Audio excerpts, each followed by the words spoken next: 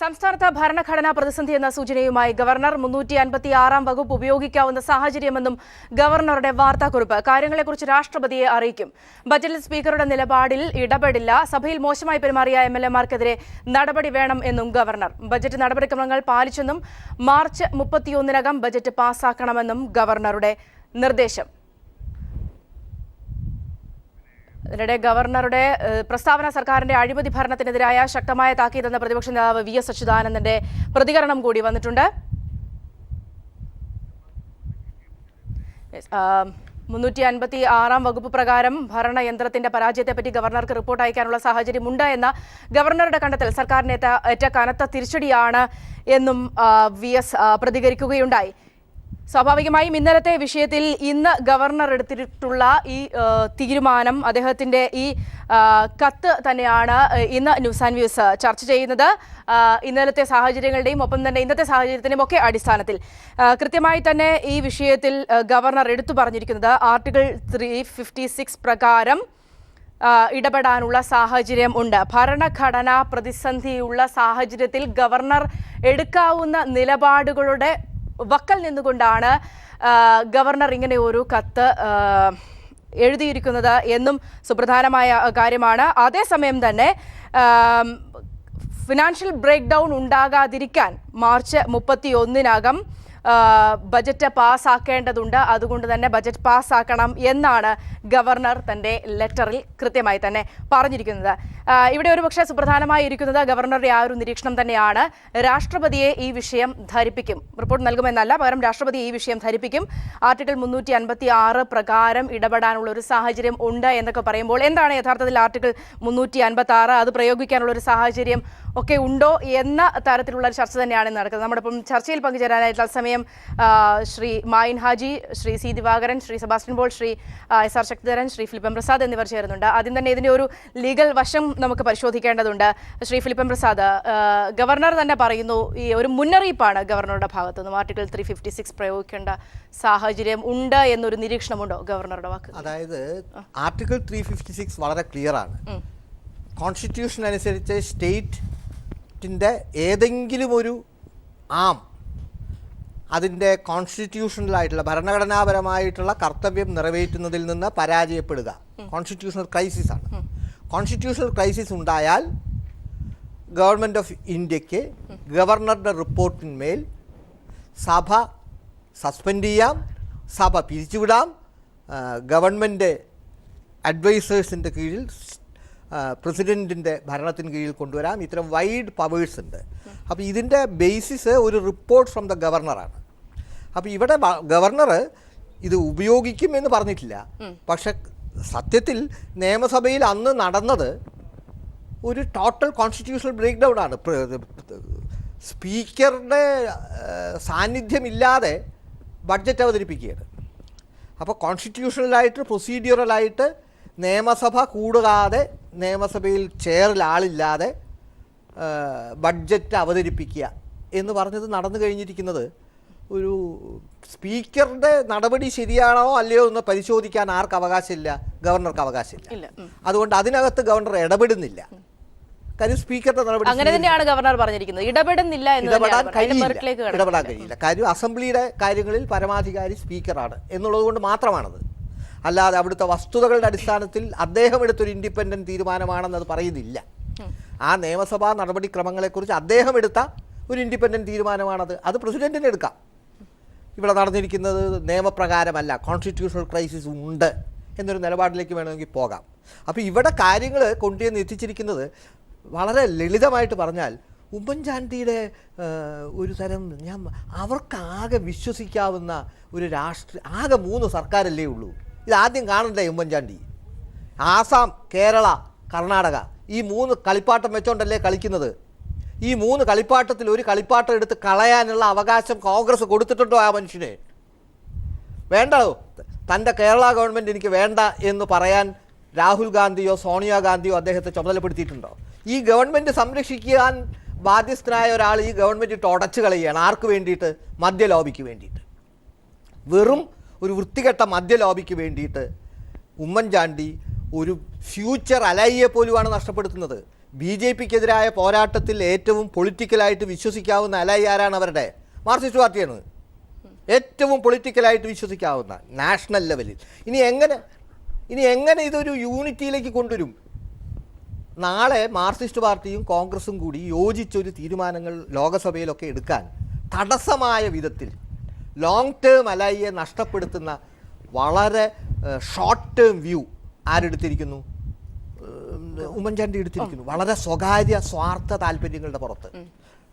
Even ഒരു പക്ഷേ ഇത് പോളിറ്റിക്സ് കമ്മ്യൂണൽ ആക്കുന്ന ഒരു സ്വഭാവം കൂടി അതിനകത്തുണ്ട്. വളരെ വല്ലാത്തൊരു ഡേഞ്ചറസ് ഗെയിമാണ് കളിക്കുന്നവർ. കാര്യം KM മാണി പറയുന്നു, എനിക്ക് ആകെ സങ്കടം പള്ളി പോകാൻ കഴിഞ്ഞില്ല എന്നുള്ളതേ ഉള്ളൂ. 2 ദിവസവും പള്ളിയിൽ പോകാൻ കഴിഞ്ഞില്ല. എന്നിട്ട് പത്രങ്ങളിൽ വരുന്ന പടം കുമ്പിട്ട് നിൽക്കുന്നു.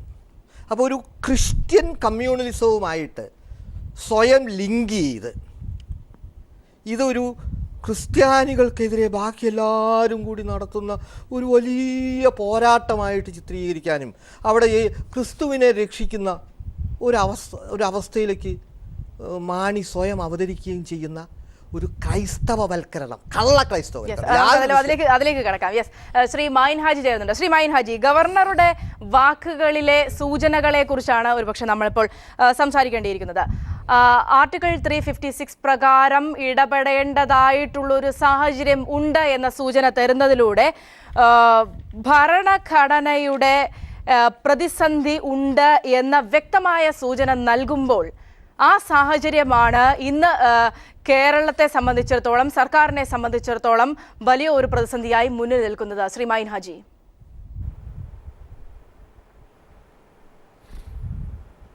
സൗമ്യ, ഗവർണർ ഇന്നലെ സഭയിൽ അവതരിപ്പിച്ച ബഡ്ജറ്റ് അംഗീകരിച്ചിട്ടുണ്ട്. ബഡ്ജറ്റ് അവതരണം ശരിയായ ഒന്നിടപെട്ട് പറയാണ് ശ്രീ മൈൻ ഹാജി, ബജറ്റ് അംഗീകരിക്കുകയല്ല, ബജറ്റിൽ ഇടപെടുന്നില്ല എന്ന് വ്യക്തമായി തന്നെ പറയുകയാണ് ഗവർണർ. സ്വാഭാവികമായും ഒരു ജനാധിപത്യ സമൂഹത്തിൽ സ്പീക്കർക്കാണ് അതിന്റെ പൂർണ്ണ ഉത്തരവാദിത്തം എന്ന് പറഞ്ഞുകൊണ്ടാണ് അദ്ദേഹം സംസാരിക്കുന്നത്. അല്ലല്ല സൗമ്യ, അത് മുഴുവൻ വായിച്ചു നോക്കിയാൽ മനസ്സിലാവും. നമ്മുടെ സ്പീക്കർ നൽകിയ, നിയമസഭാ തലവനായ സ്പീക്കർ നൽകിയ റിപ്പോർട്ട് ഗവർണർ ശരിവെച്ചു എന്നാണ് പറഞ്ഞത്. അല്ലാതെ ഇനി അത് പാസ്സാക്കേണ്ടതുണ്ട്, അതുണ്ടല്ലോ.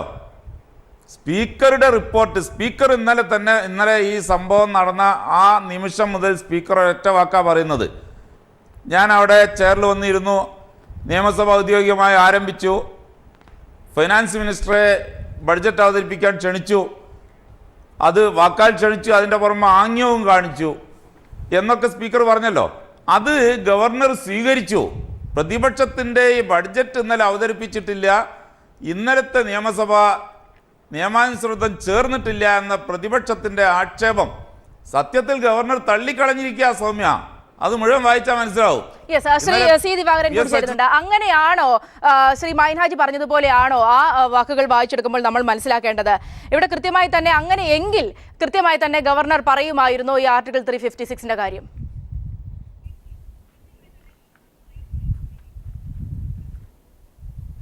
അല്ല, ഞാൻ കേൾക്കുന്നത് എന്തടിസ്ഥാനത്തിലാണെന്ന് അറിയില്ല. ഇതിൻ്റെ അവസാനത്തെ വാക്ക് സ്പീക്കർക്കുള്ളതല്ല. ഞാൻ ഇപ്പോൾ കേൾക്കാമോ? വ്യക്തമാണ്.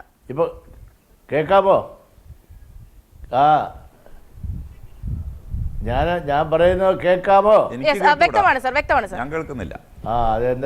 അത് എൻ്റെ കുഴപ്പമല്ല കേട്ടോ. സർ ക്ലിയർ ആണ്, പറഞ്ഞോളൂ. ഗവർണർ ഇപ്പോൾ സന്ദർഭോചിതമായി ഇന്ത്യൻ ഭരണഘടനയിലെ 356 വകുപ്പ് കോട്ട് ചെയ്തുകൊണ്ട് അദ്ദേഹം ചില അഭിപ്രായങ്ങൾ പറഞ്ഞിട്ടുണ്ട്. ആ കൂട്ടത്തിലാണ് സ്പീക്കറുടെ റിപ്പോർട്ട് അംഗീകരിച്ചു എന്ന് ഇവർ അവകാശപ്പെടുന്നത്. സ്പീക്കറുടെ അഭിപ്രായം അംഗീകരിച്ചു എന്ന് പറയുന്നത് ഭരണഘടനാപരമായി ഞങ്ങൾ ഉന്നയിച്ചിരിക്കുന്നത് നിയമസഭാ ചട്ടങ്ങളും നടപടിക്രമങ്ങളും അനുസരിച്ച് സ്പീക്കർ ഡയസിൽ വന്ന് അദ്ദേഹത്തിൻ്റെ കസേരയിൽ ഇരുന്ന് ബെൽ റിങ് ചെയ്തിട്ട് ഓർഡർ പറഞ്ഞ് സഭാ നടപടികൾ ഓരോന്നായിട്ട് ആരംഭിക്കണം.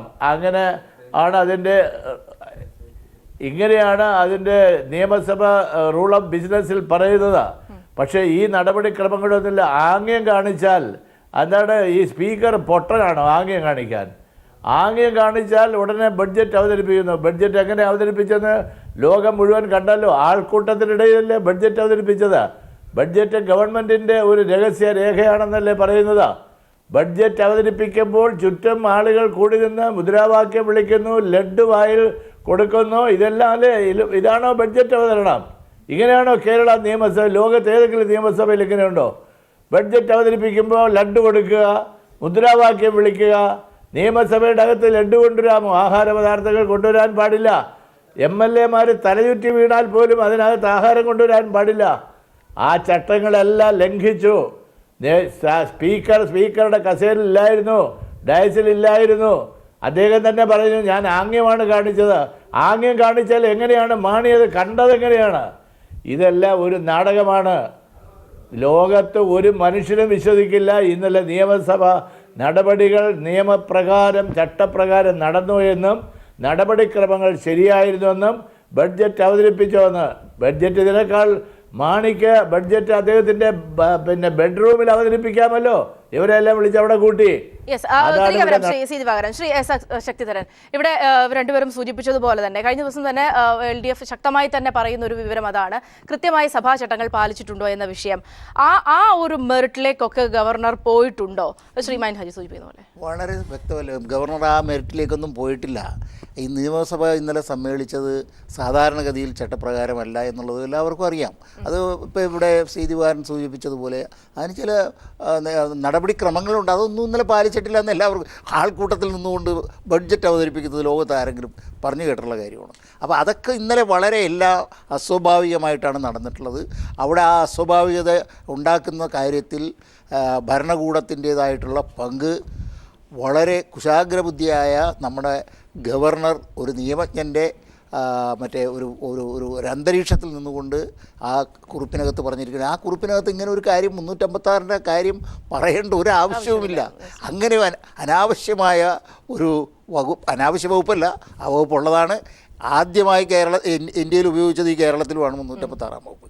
അപ്പോൾ അതുകൊണ്ട് ഇതൊരു ചരിത്രത്തിൻ്റെ നിയോഗമാണോ വരാൻ പോകുന്നതെന്ന് എനിക്കറിയില്ല. എന്തായാലും ഈ 356-ാം വകുപ്പിനെ കുറിച്ച് ഇപ്പോൾ ഗവർണർ സൂചിപ്പിക്കേണ്ടതിൻ്റെ ആവശ്യം എന്ത് എന്നുള്ളത് സംബന്ധിച്ച് ഈ ഭരണകക്ഷിക്കാർ ആലോചിക്കേണ്ടതാണ്.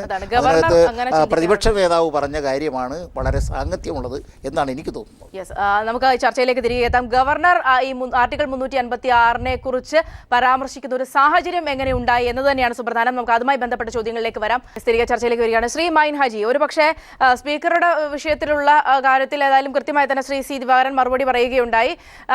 പക്ഷേ ആ കാര്യം എടുത്ത് മാറ്റിവെച്ചാൽ കൂടി ഇവിടെ ഭരണഘടനാ പ്രതിസന്ധി എന്ന് നിരീക്ഷിക്കുന്ന ഗവർണറുടെ ഈ ഒരു നിഗമനത്തെ അതിനെ ഭരണപക്ഷത്തിന് തള്ളിക്കളയാനാകുമോ? അതിന്റെ യഥാർത്ഥ ഉത്തരവാദി ആരാണ്?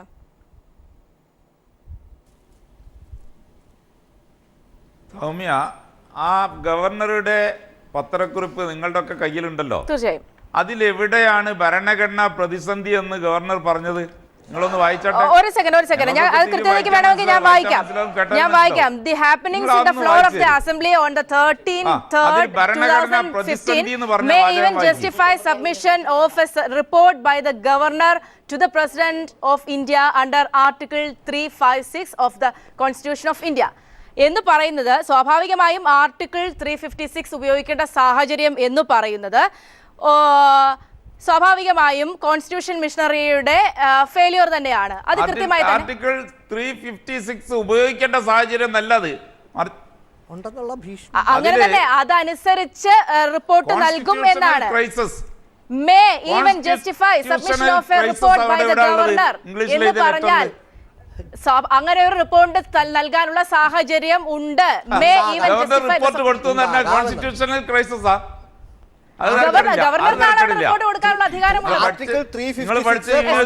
ആർട്ടിക്കിൾ 356 കോൺസ്റ്റിറ്റ്യൂഷണൽ ക്രൈസിസിനെ കുറിച്ച് മാത്രമാണ്, വേറെ ഒന്നിനുമില്ല. പ്രിയപ്പെട്ട സൗമ്യ, ഡിഗ്രി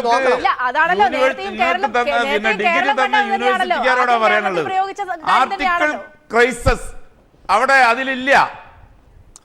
നിങ്ങൾ 4 ആൾക്ക് റെഡി ആയിട്ടുണ്ടാവും, നിങ്ങൾക്ക് 4 ആൾക്ക്, നിങ്ങൾക്ക് അതിനെ സംബന്ധിച്ച് യാതൊരു സംശയം ഉണ്ടാവില്ല. കേരളത്തിലെ മഹാഭൂരിപക്ഷം ജനങ്ങളും, കോടിക്കണക്കിന് ജനങ്ങളും അങ്ങനെയല്ല മനസ്സിലാക്കുക. ഇംഗ്ലീഷ് അറിയുന്ന ആളുകളെ ഇപ്പോൾ ഉള്ളൂടെ. ഇല്ലാത്തവര് വളരെ കുറവാ. പോട്ടെ പോട്ടെ പോട്ടെ, സാരമില്ല. എല്ലാവരും അദ്ദേഹം സാക്ഷരരാ. അതുകൊണ്ട് തന്നെയാണ് പറഞ്ഞത് കൃത്യമായി ആർട്ടിക്കിൾ 356 എന്താണ് സാഹചര്യം എന്ന് പറയുന്നുണ്ട്. ഗവർണർക്ക് അവിടെ ഒരു സ്റ്റേറ്റിന്റെ കാര്യങ്ങളിൽ ഇടപെടാമെങ്കിൽ അതിന്റെ സാഹചര്യമാണ് ആർട്ടിക്കിൾ 356 പറയുന്നത്. സാഹചര്യം എന്ന് ഗവർണർ അതിൽ പറഞ്ഞിട്ടില്ല. അതിൽ പറഞ്ഞിട്ടില്ല. മൈൻ ഹാജി മേയാണ്, മൈൻ ഹാജി എന്നാണ് ചെയ്തു എന്ന് പറഞ്ഞിട്ടില്ല. പോലും ചെയ്യേണ്ടി വരും, ചെയ്യേണ്ടി വരും. എന്റെ മൈൻ ഹാജി ഞാൻ ചെയ്യട്ടെ. ഗവർണർ എന്തിനാ ഇപ്പൊ ഇത് പറഞ്ഞിരിക്കുന്ന ഈ 356? അതാണ് എങ്കിൽ ഒറ്റ വാക്കിൽ ഗവർണർക്ക് പറയാമായിരുന്നു സ്പീക്കറുടെ നിലപാട് അംഗീകരിച്ചിരിക്കുന്നു എന്ന് നിർത്താൻ ഞാനാളല്ല. കാരണം ഈ ഭൂമിയിൽ ഒരാൾക്കും കഴിയില്ല. തിരികെ വരാം. ശ്രീ മൈൻഹാജി സൂചിപ്പിച്ചതുപോലെ തന്നെയാണ് എങ്കിൽ ഈ ആർട്ടിക്കിൾ 356 നെ കുറിച്ച് പറയേണ്ട ആവശ്യമുണ്ടായിരുന്നോ? 356 നിങ്ങൾ പേടിക്കണ്ട. പി സി ജോർജ് പറഞ്ഞതുപോലെ ആരടാ ഇവിടെ? Shri C Divakaran, P C George പറഞ്ഞ പോലെ ഇവിടെ ഒന്നും നടക്കില്ല, ഇവിടെ പ്രസിഡന്റ് ഭരണം നടക്കൂല്ലടോ എന്ന് പറഞ്ഞ് നടന്നോ? പ്രസിഡന്റ് ഭരണം വരുമ്പോ എന്താ ഓടുവോ? അയ്യടാ, കേന്ദ്ര ഗവൺമെന്റിന്റെ നേരെ എന്താ പട്ടാളത്തെ നിങ്ങളെ മായൻ ഹാജി ഈ ഇതിന് ഗവർണർക്കെതിരായി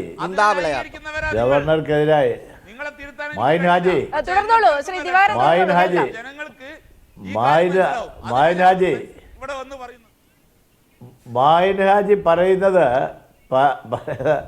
ചോദ്യത്തിനല്ല മറുപടി പറയുന്നത്. അതേ ചുമ്മാ ഇങ്ങനെ പിന്നെ പുലമ്പിക്കൊണ്ടിരുന്ന എങ്ങനെയാ ഞാൻ പറയണതിന്? അത് നിർത്താൻ പറയേ. മായൻഹാജി, നമ്മൾ തിരികെ ചർച്ചയിലേക്ക് വരികയാണ്. സ്വാഭാവികമായും ആർട്ടിക്കിൾ 356 കുറിച്ച് തന്നെയാണ് നേരത്തെ ശ്രീ മൈൻഹാജി പറഞ്ഞു നിർത്തിയത്.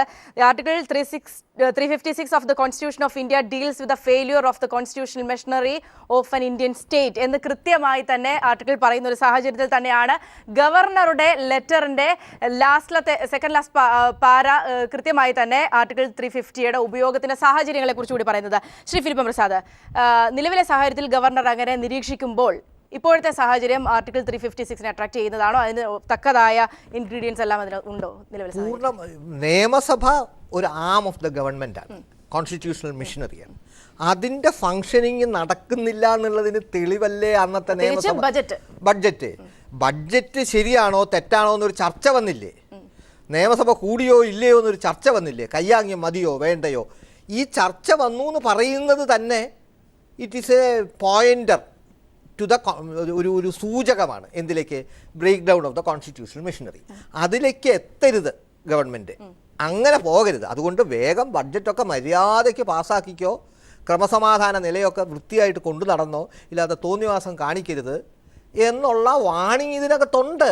അതൊരു സംശയമൊന്നും ഇല്ലാത്ത കാര്യമാണ്. കഴിഞ്ഞു, അങ്ങനെ ഒരു റിപ്പോർട്ട് ഞാൻ കൊടുക്കാൻ നിർബന്ധിതനാകുന്നു എന്നൊരു വാക്ക് അതിനകത്ത് ഉപയോഗിച്ചിട്ടില്ല. പക്ഷെ അതിൻ്റെ വക്കിലാണ്. ഈ യാഥാർത്ഥ്യം മനസ്സിലാക്കാതെ ഭീഷണിപ്പെടുത്തരുത്, ഗവർണറെ ഭീഷണിപ്പെടുത്തരുത്. ആരടോ ഇവിടെ 356 ഇൻവോക്ക് ചെയ്യാൻ എന്ന് പി സി ജോർജ് ചോദിക്കരുത്. മാണി ഇവിടെ ആർക്കും ഒരു സാഹചര്യവും ഇല്ലടോ എന്ന് തിരിച്ച് ഗവർണറുടെ നേരെ കുതിര കയറാൻ നടക്കരുത്. അതിന് കേരള കോൺഗ്രസിനെ ഉമ്മൻചാണ്ടി അനുവദിക്കരുത്. നിങ്ങളുടെ കൊട്ടയിലുള്ള 3 പ്രഷ്യസ് മുട്ടകളാണ്. ഏത്? ആസാം, കർണാടക, കേരള. ഇത് കൊണ്ട് ഉടയ്ക്കാൻ സോണിയാഗാന്ധിയും രാഹുൽ ഗാന്ധിയും നിങ്ങൾക്ക് അധികാരം തന്നിട്ടില്ല. അവിടെ വിവേകമുള്ള കോൺഗ്രസ്സുകാർ വേറെ ഉണ്ട്, അവർ നിശബ്ദരാണ്. വിവേകമുള്ള കോൺഗ്രസ്സുകാരുണ്ട്, നിശബ്ദരാണ്. നിങ്ങൾ ഒരു കാര്യം ഓർമ്മ വേണം, ക്രിസ്തീയവൽക്കരിച്ച് ഇത് കൈകാര്യം ചെയ്ത് കളയാം എന്നുള്ള ധാരണ ശരിയല്ല. ഇത് ഒരു ക്രിസ്തുമതം ആപത്തിൽ. അതുകൊണ്ട് എല്ലാ ക്രിസ്ത്യാനികളും സംഘടിച്ച് വരുവിൻ ഈ ഗവൺമെൻറ്റിനെ രക്ഷിക്കാൻ എന്നുള്ള മുദ്രാവാക്യം നിങ്ങൾ ഉയർത്തരുത്. ആ തരത്തിലുള്ളൊരു സമീപനം കേരള കോൺഗ്രസ് എടുക്കുന്നുണ്ട്. അതിന് ഉമ്മൻചാണ്ടി കൂട്ടു നിൽക്കരുത്. ഉമ്മൻചാണ്ടി വെറും ഒരു ക്രിസ്ത്യാനി അല്ല, കോൺഗ്രസ്സുകാരനാണ്. അതിനകത്ത് വി എം സുധീരൻ ഉൾപ്പെടും, എ കെ ആൻ്റണി ഉൾപ്പെടും, എത്രയോ പ്രതാപൻ ഉൾപ്പെടും. ഇവരെ എല്ലാം വെള്ളത്തിലാക്കിക്കൊണ്ട് സ്വന്തം ഈ കർണാടകത്തിലെയും ആന്ധ്രയിലെയും മദ്യലോബിക്ക് വേണ്ടി, കേരളത്തിലെ മദ്യലോബിയൊന്നുമല്ല, കർണാടകത്തിലെയും ആന്ധ്രയിലെയും മദ്യലോബി കേരളത്തിനെതിരായിട്ടൊരു അവീൻ യുദ്ധമാണ് നടത്തുന്നത്. ചൈനയിലെ അവീൻ യുദ്ധത്തിന്റെ പോലൊരു യുദ്ധമാണ് കേരളത്തിന്റെ കൂടെ നടക്കുന്നത്.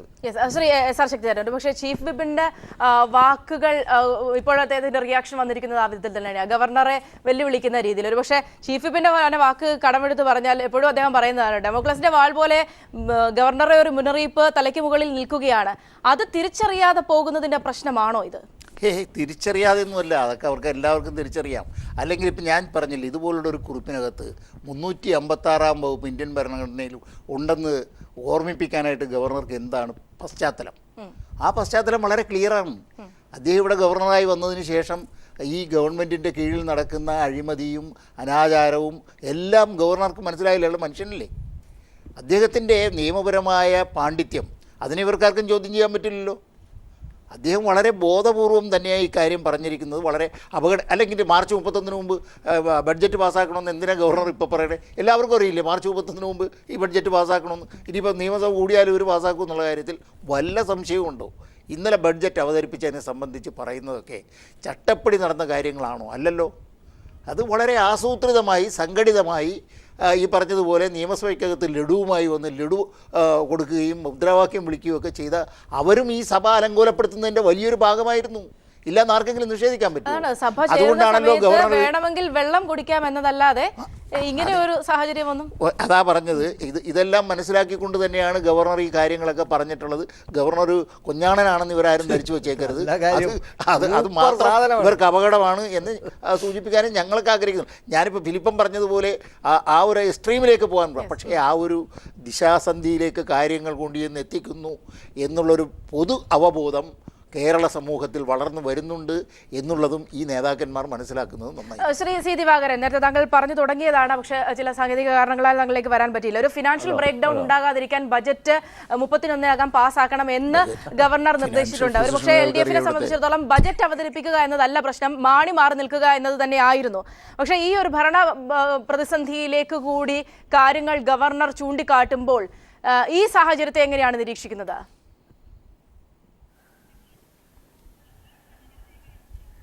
ഇവിടെ ഈ ഭരണകക്ഷികൾക്ക് വേണ്ടി വാദിക്കുന്ന ആളുകൾ ഇത്ര സമനില തെറ്റി എന്തിനാണ് ബഹളം വയ്ക്കുന്നത്? ഒരു ചാനൽ ചർച്ചയിൽ വസ്തുതകൾ വിളിച്ച് പറയുമ്പോൾ മോയൻ ഹാജിയെ പോലെ ഒരാൾ എന്തൊക്കെയാണ് ഇവിടെ വിളിച്ച് പറഞ്ഞത്. അപ്പോൾ അങ്ങനെയല്ല പ്രശ്നം, ഇതങ്ങനെയൊന്നും അല്ല. ഞങ്ങൾ ഈ നിയമസഭ കൂടുന്നതിന് മുമ്പ് തന്നെ നിയമസഭ വിളിച്ചു കൂട്ടുന്ന ഗവർണറെ പോയി പ്രതിപക്ഷ നേതാക്കന്മാർ കണ്ട് ഞങ്ങൾ അദ്ദേഹത്തിന് രേഖാമൂലം കൊടുത്തു. FIR-ലെ 1-ാം പ്രതിയായ ഈ കക്ഷി നമ്മുടെ KM Mani is A tainted minister. അദ്ദേഹത്തിനെ കൊണ്ട് ബഡ്ജറ്റ് ഇത്തവണ അവതരിപ്പിക്കുന്നതിൽ നിന്ന് ബഹുമാനപ്പെട്ട ഗവർണർ തടഞ്ഞ് നിയമസഭ ശാന്തമായി നടത്താനുള്ളൊരു അന്തരീക്ഷം ഉണ്ടാക്കണം. ഇത് ഞങ്ങളാണ് അഭ്യർത്ഥിച്ചത്, പ്രതിപക്ഷമാണ്. ഞങ്ങൾ ഒരു പ്രകോപനത്തിനൊന്നുമല്ല. എന്നിട്ട് അതൊന്നും നടന്നില്ല. അവിടെ നടന്ന സംഭവങ്ങൾ ഇപ്പോൾ എന്താണെന്ന് വെച്ചാൽ വളരെ ക്ലിയറായിട്ട് ഗവർണർക്ക് ബോധ്യമായി. വേണ്ടി വന്നാൽ 356 എന്നുള്ള വകുപ്പുണ്ട് എന്ന് ഉമ്മൻചാണ്ടിയെ ഓർമ്മപ്പെടുത്തുകയാണ്. എനിക്ക് വേണമെങ്കിൽ അത് ചെയ്യാം, അതിനുള്ള സാധ്യതകളാണ് ഇപ്പോൾ ഞാൻ കാണുന്നത്. ഞങ്ങൾക്കിതിൽ യാതൊരു സംതൃപ്തിയില്ല. 356-ൻ്റെ രക്തസാക്ഷികളാണ് ഇന്ത്യ മഹാരാജ്യത്ത് ആദ്യമായിട്ട് ഞങ്ങൾ. കമ്മ്യൂണിസ്റ്റ് പാർട്ടിയുടെ ഗവൺമെൻറ്റാണ് ആദ്യത്തെ ഇര. അതുകൊണ്ട് 356 എന്നും പറഞ്ഞാൽ ഞങ്ങൾക്ക് അതിനോട് വലിയ താല്പര്യമൊന്നുമില്ല. പക്ഷെ ഞങ്ങളല്ല, ഗവർണർ ഒരു കത്ത് കൊടുത്താൽ, ഒരു കുറിപ്പ് കൊടുത്താൽ, ഒരു റിലീസ് ഇറക്കിയാൽ അതിനെതിരായിട്ട് ഗവൺമെൻറ്റിൻ്റെ ശമ്പളം പറ്റി ഗവൺമെൻറ് അധികാരങ്ങൾ ഉപയോഗിക്കുന്ന ചീഫ് വിപ്പ്, ഗവർണറെ കൂടി ചേർന്നതാണ് ഗവൺമെൻറ്. ഗവർണർ അടങ്ങുന്ന ഗവൺമെൻറ്റിലെ ചീഫ് വിപ്പ് സർവ്വ അധികാരങ്ങൾ ഉപയോഗിച്ചുകൊണ്ട് അദ്ദേഹമാണ് ഈ ഗവർണറെ വെല്ലുവിളിച്ചിരിക്കുന്നത്. ഇത് അങ്ങനെ ഒരു അരാജകത്വമല്ലേ ഇവരെല്ലാം പറയുന്നത്? ഞാൻ നേരത്തെ പറഞ്ഞത് ആവർത്തിക്കുന്നു. സഭാ നടപടികളുടെ ചട്ടങ്ങൾ അനുസരിച്ച് സഭാ നടപടികൾ 13-ാം തീയതി കൂടിയില്ല. 9 മണിക്ക്, കൃത്യം 9 മണിക്ക് സ്പീക്കർ അദ്ദേഹത്തിൻ്റെ ചെയറിലിരുന്ന് ബെല്ലടിച്ച് ഓർഡർ പറഞ്ഞ് ആളിൻ്റെ പേര് പറയണം. ആ സഭയിൽ നടപടിയിൽ ആദ്യം പങ്കെടുക്കുന്നത് ആരാണ്? ബഹുമാനപ്പെട്ട ധനകാര്യമന്ത്രി. അങ്ങയ്ക്ക് ബഡ്ജറ്റ് അവതരിപ്പിക്കാമെന്ന് പറഞ്ഞതിന് ശേഷമേ മാണി എഴിക്കാവൂ, അല്ലെങ്കിൽ അങ്ങനെ പേര് പറഞ്ഞാലേ സഭയിൽ എഴിക്കാവൂ. പക്ഷേ ഇവിടെ എന്താ സംഭവിച്ചത്? 9:15 9:30 ഒന്നും സ്പീക്കർ ഡയസിലില്ല, സ്പീക്കർ കസേരയിലില്ല. അതിന് കസേര എടുത്ത് മാറ്റിക്കളഞ്ഞു, അവിടെ എല്ലാം നശിപ്പിച്ചു എന്നുള്ളത് വേറെ പ്രശ്നം. പക്ഷേ അദ്ദേഹം ചെയ്യേണ്ട കാര്യങ്ങളൊന്നും ചെയ്തില്ല, അനൗൺസ്മെൻ്റ് ഇല്ല. ഞാനതാണ് കൈ കാണിച്ചു, കാല് കാണിച്ചു, പിന്നെ കണ്ണ് കാണിച്ചു. അങ്ങനെയാണോ ബഡ്ജറ്റ്?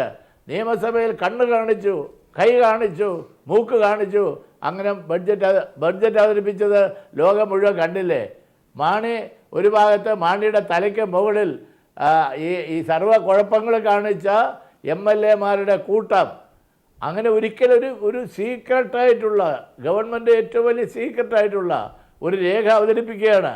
അവർക്ക് ചുറ്റുമാണെങ്കിൽ 10,000 കൂലിക്കെടുത്ത, ഡെയിലി വേസിലെടുത്ത കുറേ സെക്യൂരിറ്റി വേഷമണിഞ്ഞ ഗുണ്ടകൾ നിയമസഭയുടെ അകത്ത് ആദ്യമായിട്ട് കോൺഗ്രസിൻ്റെ ഗുണ്ടകൾ സെക്യൂരിറ്റി വേഷത്തിൽ കയറി നിയമസഭ കൈയടക്കി. രാത്രി മുതൽ ഞങ്ങൾ ആ രാത്രി തന്നെ സ്പീക്കറോട് പറഞ്ഞു, ഇവിടെ നിൽക്കുന്ന ഈ സെക്യൂരിറ്റിക്കാരെ കുറിച്ച് നമുക്ക് സംശയമുണ്ട്. അത് തന്നെയാണ് സ്വാഭാവികമായും വനിതാ വാച്ചാൻവാർഡ് പോലും ഇല്ലായിരുന്നു എന്ന തരത്തിലൊക്കെ കാര്യങ്ങൾ നിരീക്ഷിക്കപ്പെടുകയാണ്. ശ്രീ മൈൻ ഹാജി, ചീഫ് വിപ്പിന്റെ റിയാക്ഷൻ വന്നത് താങ്കൾ കണ്ടിട്ടുണ്ടാകുമെന്ന് കരുതുന്നു. നമ്മുടെ ബ്രേക്കിംഗിൽ അത് പോകുന്നുണ്ട്. ഗവർണറെ വെല്ലുവിളിക്കുന്ന രീതിയിൽ അദ്ദേഹം സംസാരിക്കുന്നു. ഒരു പക്ഷേ ചീഫ് വിപ്പിന്റെ അഭിപ്രായത്തോട് താങ്കൾ യോജിക്കുന്നു എന്ന് ഞാൻ കരുതുന്നില്ല. അതെന്റെ ആദ്യത്തെ ചോദ്യം. അതോടൊപ്പം തന്നെ ഇങ്ങനെ ഒരു പ്രതിസന്ധി ഉണ്ട്, ആർട്ടിക്കിൾ 356 പ്രകാരം ഒരു പ്രതിസന്ധി ഉണ്ട് എന്ന് ഗവർണർ നിരീക്ഷിക്കുന്ന സാഹചര്യത്തിന് പ്രതിപക്ഷം മാത്രമാണ് ഉത്തരവാദി. അവിടെ ഭരണപക്ഷം കാട്ടിക്കൂട്ടിയ കാര്യങ്ങൾ കൂടി കണക്കിലെടുക്കേണ്ടതില്ലേ ഈ ഒരു സാഹചര്യത്തിൽ? സൗമ്യ, ഇന്നലെ നിങ്ങൾക്ക് മാത്രമല്ല ഈ സഭയിൽ നടന്ന നരനായാട്ടിൻ്റെ ദൃശ്യങ്ങൾ നിങ്ങൾക്ക് മാത്രമല്ല കിട്ടിയത്, വേറെ കുറേ ചാനലുകൾ കാട്ടിയിട്ടുണ്ട്, മാധ്യമങ്ങൾ കാട്ടിയിട്ടുണ്ട്. ഇന്ന് പ്രിന്റ് മീഡിയാസിൽ നിരവധി എണ്ണത്തിലുണ്ട് അവിടെ നടക്കുന്ന. നമ്മളവിടെ ചർച്ചയ്ക്ക് ഇരിക്കുന്ന ബഹുമാനപ്പെട്ട നമ്മുടെ സി ദിവാകരൻ അവർകളുണ്ടല്ലോ, അദ്ദേഹം ഇന്നലെ അവിടെ ചെയ്ത സംഭാവന നോക്കണം. കുറച്ച് സ്ത്രീ MLA-മാരെ മുന്നിൽ നിർത്തി അവിടെ അക്രമം കാണിക്കുകയായിരുന്നു. ഇത് കണ്ടോ? ഇതിലെ സി ദിവാകരൻ എന്ന നമ്മുടെ പഴയ സിവിൽ സപ്ലൈസ് വകുപ്പ് മന്ത്രി ഒരു വനിതാ MLA, കോഴിക്കോട് ജില്ലക്കാരിയായ ഒരു വനിതാ MLA പൊക്കിപ്പിടിച്ച് മുന്നിൽ നിർത്തിയിട്ട്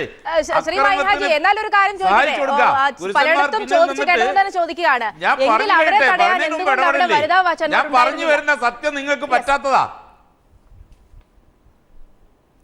വനിതാ വാച്ചൻവാർഡും ഉണ്ട്, അവിടെ വനിതാ മെമ്പർമാരെല്ലാം ഉണ്ട്. നിങ്ങളില്ലാന്ന് പറഞ്ഞ ഭരണകക്ഷിക്കാർ എന്നിട്ടാണ് ഈ MLA ലതിക MLA എന്ന് പറയുന്ന ഞങ്ങളുടെ ജില്ലക്കാരിയായ MLA ഭരണകക്ഷി MLA-മാർ മർദ്ദിച്ചു എന്ന് പറയുന്നത്. മുഖ്യമന്ത്രിയെ കൊല്ലാനാ അവർ പോയത്, ധനകാര്യമന്ത്രിയെ അപകടപ്പെടുത്താനാ ഇവർ 3-4 പെണ്ണുങ്ങൾ മുന്നിൽ പോയി, ബാക്കിയുള്ള പുരുഷന്മാർ പിന്നിലും പോകുന്നത്. അതിനെ നോക്കിക്കാ വേണ്ടത്. അതിൽ നിന്നും മുഖ്യമന്ത്രിയെയും ധനകാര്യമന്ത്രിയെയും സംരക്ഷിക്കാൻ ബാധ്യതപ്പെട്ട UDF MLA-മാർ അവിടെ പ്രതിരോധം തീർത്ത് നിന്നിട്ടുണ്ട്. ആക്രമിച്ചിട്ടില്ല. ദൃശ്യങ്ങൾ മുഴുവൻ ജമീല പ്രകാശം എന്ന് പറയുന്ന ബഹുമാനിയായ MLA, ശിവദാസൻ നായർ അടിച്ചു കൊല്ലാൻ ശ്രമിച്ചു എന്ന് പറയേണ്ട MLA ഉണ്ടല്ലോ, അദ്ദേഹത്തിന്റെ ഇവിടെ കൈ ചുമലിൽ കടിക്കുന്നത്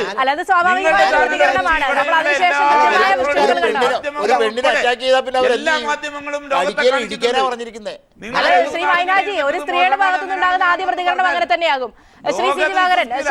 മനസ്സിലാക്കി വേണ്ടി. ഞാൻ ഒരു കാര്യം ചോദിച്ചോട്ടെ, ഇടതുപക്ഷം ഒരിക്കലും ആവശ്യപ്പെട്ടത് KM മാണി ബഡ്ജറ്റ് അവതരിപ്പിക്കരുതെന്നല്ല, ടേബിൾ ചെയ്തോട്ടെ എന്നാണ്. അത്രയും ഒരു ചെറിയ വിട്ടുവീഴ്ചയ്ക്ക് പോലും തയ്യാറല്ലാത്ത ഹുങ്ക് ഉമ്മൻചാണ്ടി കാണിച്ചതിൻ്റെ ഫലങ്ങൾ ഇനി വരാൻ പോവുകയാണ്. ഇത് വേണ്ടിയിരുന്നോ എന്ന് ആലോചിക്കേണ്ടത് കോൺഗ്രസിൻ്റെ ഉന്നത നേതാക്കന്മാരും അതിനകത്തെ റീസണബിൾ ആയിട്ടുള്ള സെക്ഷനുമാണ്. കാര്യം വളരെ സിമ്പിളായിട്ട് അവൻ ഒരു കാര്യമേ പറഞ്ഞുള്ളൂ, ഇദ്ദേഹം വന്ന് അവതരിപ്പിക്കണ്ട, ടേബിൾ ചെയ്തോട്ടെ. വേറെ ആരെങ്കിലും അവതരിപ്പിക്കാനുള്ള സാഹചര്യം കൂടി അല്ലെങ്കിൽ ഉമ്മൻചാണ്ടിക്ക് അവതരിപ്പിക്കാമായിരുന്നു. ഇതിന് ഇത്രയും ഒരു വാശി, ഹുങ്ക് കാണിക്കത്തക്കവണ്ണം ഗുരുതരമാണോ ഈ പ്രശ്നം? അതിന് തക്കവണ്ണം നിങ്ങൾ എന്ത് നേടി ഈ ഹുങ്ക് കാണിച്ചിട്ട്? ഉമ്മൻചാണ്ടിയുടെ മന്ത്രിസഭ എന്ത് നേടി ഇതിനകത്ത്? ശ്രീ സി ദിവാകരൻ, നേരത്തെ മൈൻ ഹാജി സൂചിപ്പിച്ചതുപോലെ തന്നെ അതൊക്കെ യഥാർത്ഥത്തിൽ സഭയ്ക്കുള്ളിൽ അങ്ങനെ ഒരു ചിന്താഗതി ആയിരുന്നോ ഉണ്ടായിരുന്നത്?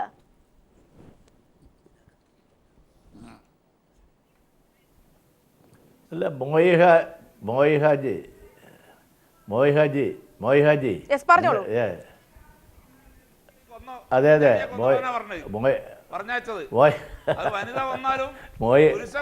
ശ്രീ മൈൻ ഹാജി, ദയവായി നമുക്ക് സി ദിവാകരന്റെ മറുപടിയിലേക്ക് കൂടെ പോയ ശേഷം എത്താം താങ്കളിലേക്ക്. മോയിഹാജി, നിങ്ങൾക്ക് മാത്രമല്ല എനിക്ക് ഒച്ചയുണ്ട്. ഞാൻ നിങ്ങൾ സംസാരിച്ച് മിണ്ടാതിരിക്കായിരുന്നു.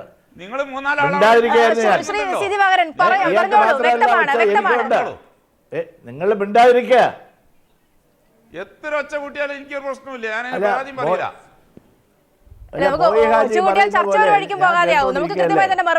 എന്താ ക്ഷമയില്ലാത്തത്? ഇന്നത്തെ പത്രങ്ങളിലെ ഫോട്ടോ ആണ് ഞാൻ പറഞ്ഞത്. ദൃശ്യമാധ്യമങ്ങൾ ഞാൻ കണ്ടിട്ടുണ്ട്, നിങ്ങൾ കാണിക്കൂല. ദയവായി ശ്രീ മൈൻ ഹാജി, നമുക്ക് ശ്രീ ദിവാകരന്റെ മറുപടിയിലേക്ക് ആളുകളെ നിർത്തി ഉമ്മൻചാണ്ടിയോടുള്ള വിരോധമാണ്. ഇവിടെ വന്നിരുന്നത് മുതൽ ഉമ്മൻചാണ്ടി എന്നാ പറയുന്നത്. ഉമ്മൻചാണ്ടിയെ കോൺഗ്രസിന്റെ ഒരു ഗവൺമെന്റ് അങ്ങ് പോയാൽ ഫിലിപ്പ് പ്രസാദ് സാറിന് എന്തോ ഒരു ബേജാറാ. അതുകൊണ്ട് ഉമ്മൻചാണ്ടിയെ ചെയ്ത് ഉമ്മൻചാണ്ടിയെ ഗുണദോഷിക്കാൻ. ദയവായി ശ്രീ മൈൻ ഹാജി, നമുക്ക് കൃത്യമായി അതിഥികളുടെ എല്ലാം മറുപടിയിലേക്ക് പോകേണ്ടതുണ്ട്. ശ്രീ മൈൻ ഹാജി, ദയവായി സാന്നിധ്യമില്ലാതെ മറുപടി പറയാൻ ചർച്ച നടത്താൻ ഞാൻ വിഷയങ്ങൾ മാറ്റല്ലേ. നിങ്ങളുടെ വേറെ കാര്യങ്ങളൊന്നും ഞങ്ങളിപ്പോൾ ചർച്ച ചെയ്യാൻ തയ്യാറല്ല. എന്നെ കൊണ്ടൊന്നും പറയിപ്പിക്കരുത്. പഴയ കാര്യങ്ങളെല്ലാം ഞാൻ പറയും. അത് എന്നെ കൊണ്ട് അല്ല ഇതുമായിട്ട് ബന്ധപ്പെട്ടല്ല. ഈ കേരളത്തിലെ മുസ്ലിം ലീഗുകാരുടെ ക്രൂരകൃത്യങ്ങളെല്ലാം എനിക്കറിയാം. ചാരിത്രമൊന്നും പറയണ്ട. ഇല്ല, അത് വേണ്ട. ഞാൻ പ്രതിപക്ഷത്തിന്റെ ഇന്നലത്തെ സഭയിലെ പ്രതിഷേധത്തിന്റെ ലക്ഷ്യം ശ്രീ മൈൻ ഹാജി സൂചിപ്പിച്ചതുപോലെയായിരുന്നു. മലയാള മനോരമ മാതൃഭൂമിയിൽ ഈ ഫോട്ടോ ഉണ്ട്, വേറെ കുറെ പത്രങ്ങളിലുണ്ട്. അവരെ പേരിൽ നടപടി എടുക്കുക അങ്ങ് ഇല്ല. മോയഹാജിയുടെ ഭാവനയില് അവരുടെ കക്ഷത്തിൽ ശ്രീ മൈൻ ഹാജി, ദയവായി താങ്കളുടെ ആരോപണത്തിന് മറുപടി പറയാം. ശ്രീ ദിവാകരൻ, ഞാൻ അങ്ങനെ ചെയ്തില്ല എന്ന് പറഞ്ഞേക്ക്. ഞാൻ അതിനെ പറ്റി പറയുന്നില്ല, എനിക്ക് പരാതിയില്ല. എനിക്ക് അങ്ങയോട് വലിയ ബഹുമാനമാണ്. അങ്ങനെ ഞാൻ മോശമായി പറയുന്നില്ല. ഇത് കണ്ടപ്പോ ഞാൻ പറഞ്ഞെന്നുള്ളൂ. ഞാൻ അതിനെ പറ്റി അത് വിട്ടേക്കാം. ഞാൻ അങ്ങനെ വ്യക്തിപരമായി ആക്ഷേപിക്കാൻ ഉദ്ദേശിച്ചിട്ടില്ല. മാപ്പ് ചോദിക്കാം. ഞാൻ അത് ഉദ്ദേശിച്ച് പറഞ്ഞതല്ല. പത്രത്തിൽ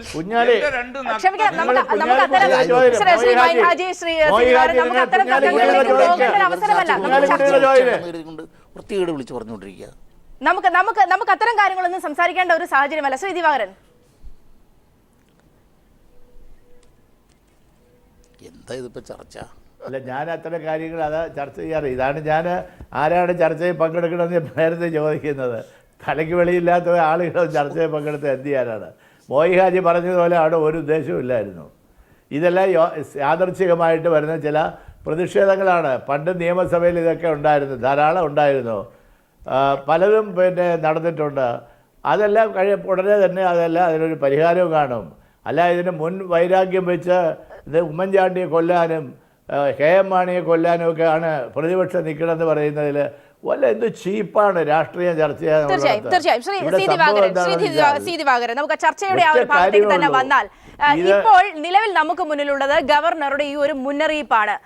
ആ മുന്നറിയിപ്പ് പ്രകാരം നിലവിൽ അതൊരു വലിയ അതെ ആ മുന്നറിയിപ്പാ. അതിലേക്കാണ് ഞാൻ വരുന്നത്. ഇത് ഗവർണർ പറയുന്നത് ഞങ്ങൾക്ക് വേണ്ടി അല്ലല്ലോ. ഞങ്ങളല്ലല്ലോ ഗവർണറെ നിയന്ത്രിക്കുന്നത്. ഞങ്ങൾ ഗവർണറെ കൊണ്ട് പറയിപ്പിച്ചതല്ലല്ലോ. സാഹചര്യങ്ങളെല്ലാം കണ്ട് മനസ്സിലാക്കിയതിന് ശേഷം മോയി ഹാജിയേക്കാൾ മിടുക്കനാണ് എന്ന് തോന്നുന്ന ഒരു ഗവർണറാണ് പറഞ്ഞത് 356 വകുപ്പുണ്ട്. ആ വകുപ്പ് ന്യായീകരിക്കപ്പെടാവുന്നതാണ് ഈ സംഭവങ്ങൾ. അങ്ങനെ ഒരു റിപ്പോർട്ട് കൊടുത്താൽ തന്നെ അത് തീർച്ചയായിട്ടും അതിനകത്ത് തെറ്റു പറയാൻ സാധ്യമല്ലാത്ത വളരെ എക്സ്പ്ലോസീവായിട്ടുള്ള സിറ്റുവേഷനാണ് ഉള്ളത് എന്ന് പറഞ്ഞാൽ ഭരണഘടന പാലിക്കപ്പെടുന്നില്ല, ഭരണസ്തംഭനത്തിലേക്കാണ് കേരളം പോകുന്നത്. ആ ഒരു സ്ഥിതി വരുമ്പോൾ ഗവർണർക്ക് ഇത് ചെയ്യേണ്ടി വരുമെന്നുള്ള ഒരു വാണിംഗ് ആണ് ഈ ഗവൺമെൻറ്റിന് കൊടുത്തിരിക്കുന്നത്. അങ്ങനെ കാണുന്നതിന് അപ്പുറത്തൊന്നും ഞാൻ എഴുതാപ്പുറമൊന്നും വായിക്കുന്നില്ല. പിന്നെ നിയമസഭ ചട്ടങ്ങളും കാര്യങ്ങളും എല്ലാം എല്ലാവർക്കും അറിയാം. ഇതിപ്പോൾ ആരെന്ത് പറഞ്ഞാലും ലോകം മുഴുവൻ കണ്ട കാര്യങ്ങളാണ്. ആരാണ് ആരെ പിടിച്ചതെന്നും ആരാണ് പിന്നീട് അത് ന്യായീകരിക്കണമെന്നും സ്ത്രീകളെല്ലാം മര്യാദ വേണമെന്നൊക്കെ ഇപ്പോഴാരാണ് പ്രസ്താവന ഈ വിഷയം ലഘൂകരിക്കേണ്ട കാര്യം.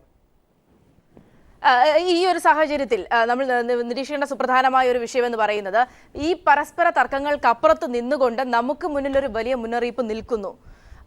അതിനെ മറികടക്കാൻ എന്ത് ചെയ്യാനാകും എന്ന സാഹചര്യമാണ് നമുക്ക് ഇനി നിരീക്ഷിക്കേണ്ടത്. വളരെ സിമ്പിളാണ് ആ കാര്യം. അഥവാ 356 പ്രയോഗിക്കുക എന്നൊരവസ്ഥയിലേക്ക് എത്തുന്നു എന്ന് വിചാരിക്കുക. ഷീലാ ദീക്ഷിത് അല്ല ഗവർണർ, അത് ഉമ്മൻചാണ്ടി മനസ്സിലാക്കണം. ഡൽഹിയിൽ നിന്ന് പറഞ്ഞു വിട്ട ആൾ ഇവിടെ കൊണ്ടുവന്ന് ഗവർണറാക്കി പ്രതിഷ്ഠിച്ച ആളല്ല ഇവിടെ ഇരിക്കുന്നത്. വളരെ ഇൻ്റലിജൻ്റ് ആയിട്ടുള്ള, വളരെ ഷ്രൂഡായിട്ടുള്ള, എങ്ങനെ കൈകാര്യം ചെയ്യണമെന്ന് അറിയുന്ന ഒരു 1-ാം നമ്പർ ജഡ്ജിയാണ് ഇരിക്കുന്നത്. അപ്പോൾ ഇവിടെ കളിച്ചാൽ വീണ് പോയി എന്ന് വിചാരിക്കുക. നിങ്ങൾ മാർക്സിസ്റ്റ് പാർട്ടിയുടെ അടുത്ത് ഇങ്ങനെ ഒരു BJPയുടെ പാവ ഗവൺമെൻറ്റിൻ്റെ പോലെ ഒരു സാധനത്തെ ഇറക്കി വിട്ടിട്ട് ഞങ്ങളുടെ ഗവൺമെൻറ്റിനെ പിരിച്ചു വിട്ടു എന്ന് വിചാരിക്കുക. നിങ്ങൾ മാർക്സിസ്റ്റ് പാർട്ടിയുടെ സപ്പോർട്ട് ചോദിക്കുകയോ ഇല്ലയോ?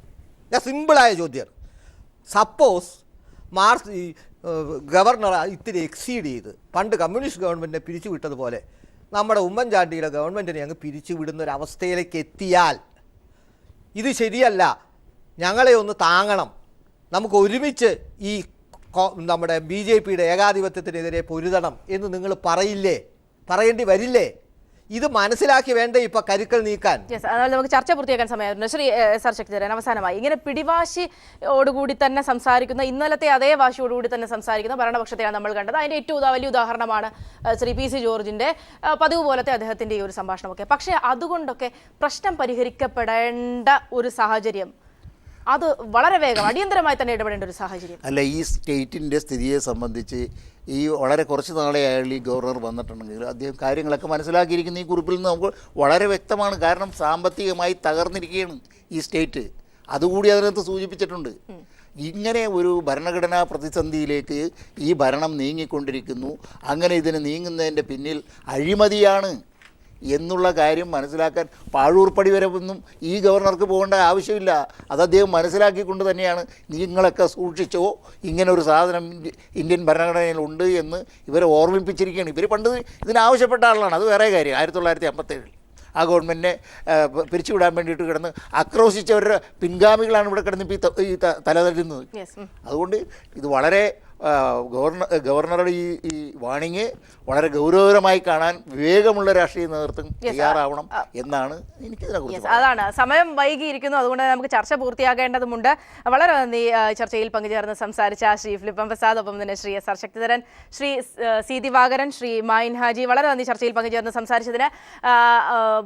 ബജറ്റ് മാർച്ച് 31 പാസ്സാക്കണം എന്ന് ഗവർണർ പറയുമ്പോഴും ആർട്ടിക്കിൾ 356 ഉപയോഗിക്കേണ്ട ഒരു സാഹചര്യം ഉണ്ട് എന്ന സൂചന, ഒരു ഭരണ സ്തംഭനത്തിൻ്റെ അല്ലെങ്കിൽ ഭരണ പ്രതിസന്ധിയുടെ സാഹചര്യം ഉണ്ട് എന്നൊക്കെയുള്ള ഗവർണറുടെ മുന്നറിയിപ്പ്, അതായിരിക്കും ഇനി വരുന്ന ദിവസങ്ങളിൽ ഏറ്റവും വലിയ തലവേദനയായി ഭരണപക്ഷത്തിൻ്റെ ഒക്കെ മുമ്പിൽ നിൽക്കുക. ഈ വിഷയമാണ് ന്യൂസ് ആൻഡ് ന്യൂസ് ചർച്ച ചെയ്തത്. ന്യൂസ് ആൻഡ് ന്യൂസ് ഇവിടെ പൂർണ്ണമാകുന്നു.